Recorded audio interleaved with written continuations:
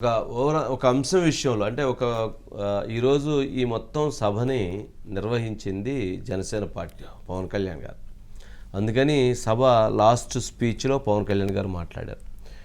కొన్ని హైలైట్స్ ఉన్నాయి ఈ సభ మొత్తంలో మనం చూసినప్పుడు. కొన్ని హైలైట్స్, చంద్రబాబు నాయుడు గారు పవన్ కళ్యాణ్ గారు ఇద్దరూ కూడా ముందు తెలుగుదేశం పార్టీ జెండాని చంద్రబాబు నాయుడు గారు, పవన్ కళ్యాణ్ గారు జనసేన పార్టీ జెండాని పట్టుకొని ఊపుతున్నప్పుడు మనం చూస్తే ఆ విజువల్స్లో వాళ్ళిద్దరూ ఆ విజువల్స్ ఊపుతున్నప్పుడు తర్వాత చంద్రబాబు నాయుడు గారు తెలుగుదేశం పార్టీ జెండాని పవన్ కళ్యాణ్ గారికి ఇచ్చి, పవన్ కళ్యాణ్ గారి దగ్గర జనసేన పార్టీ జెండాను వారు తీసుకొని వాళ్ళిద్దరూ ఆ జెండాలను ఊపటం అనేటువంటిది పొత్తులో ఇద్దరం ఒకరిని గెలిపించుకోవాలి, పొత్తులో ఇద్దరు ఒక భాగస్వామ్యంతో ముందుకు వెళ్ళాలి, ఇద్దరు సంబంధించినటువంటి నాయకర్తలు కానీ కార్యకర్తలు కానీ శ్రేణులు కానీ ఈ రకంగా ఇద్దరు కలిసి మీరు కూడా జెండాలు మార్చుకొని ఆలోచనలు మార్చుకొని మీరు కలిసి ఓటును కూడా ఆ విధంగా ట్రాన్స్ఫర్ చెయ్యండి.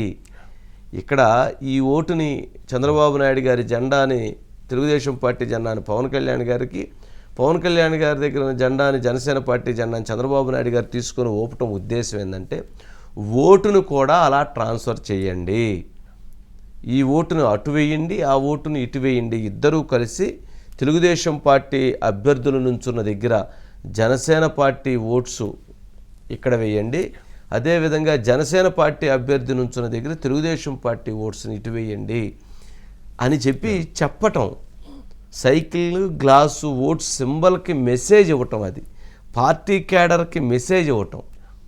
దాని యొక్క ఉద్దేశంలో అంత ఆంతర్యం ఉంది.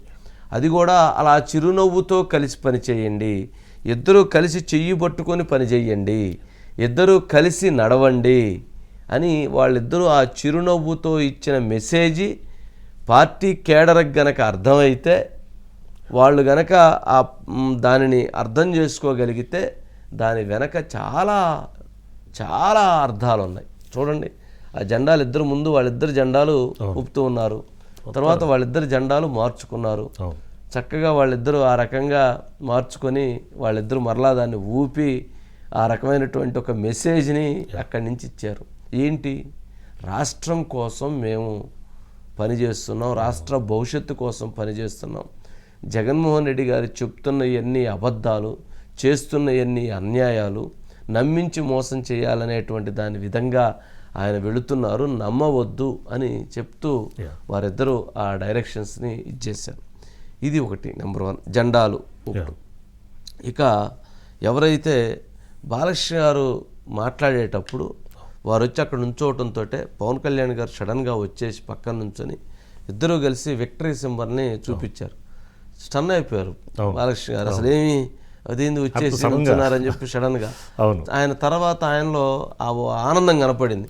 అదే నేను వచ్చి నుంచుంటే ఆయన వచ్చి అభివాదం చేశారు, ఒక మంచి మెసేజ్ ఇచ్చారని ఆయనలో ఒక ఉత్సాహం, ఒక ఆనందం కనపడింది.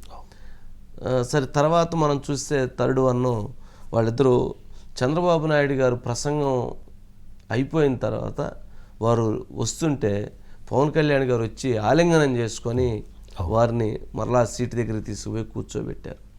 అంటే సభ బాధ్యత పవన్ కళ్యాణ్ గారు కాబట్టి ఆ రకంగా ఆయన ఆ సభలో ఆ గౌరవాన్ని, ఆ మర్యాదని ఇస్తూ ముందుకు తీసుకెళ్లారు. ఇక చంద్రబాబు నాయుడు గారి ఒక గొప్పతనాన్ని చెప్పటంలో కూడా ఎక్కడా సంకోచించకుండా ఆయన 40 సంవత్సరాల రాజకీయ జీవితంలో ఎక్కడైతే బాంబులు పేలినా కానీ వారు ఆ బాంబులను ఎదుర్కొని 16 అడుగుల పైనకి ఎగిరి కింద పడిన తర్వాత ఆయన రక్తం ఉంటే అయినా కానీ దిగి ఎదిరించుకొని ముందుకు నడిచిన రాజకీయ దురంధరుడు, రాజకీయ ఉద్దండు.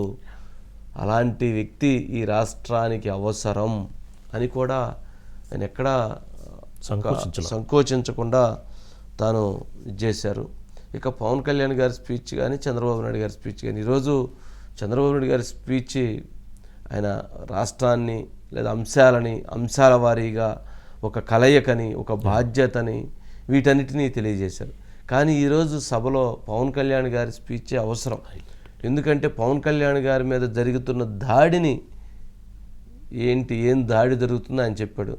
నా మీద దాడి చేస్తున్నటువంటి వాళ్ళు నా వాళ్ళు కాదు, నా వాళ్ళు అనుకున్నటువంటి వాళ్ళు నాతోటి రాండి, యువ రక్తమే నా వాళ్ళు అని కూడా చెప్పారు. మీరు 24 అని అంటూ ఉన్నారు, ఒక్క అడుగు చాలు అదం పాతాళానికి తొక్కటానికి, తొక్కి చూపిస్తాను అని కూడా చెప్పారు. 24 మంది అంటున్నారు, గెలిచిన ఒక్కడనే ఎత్తుకొని పోయారు.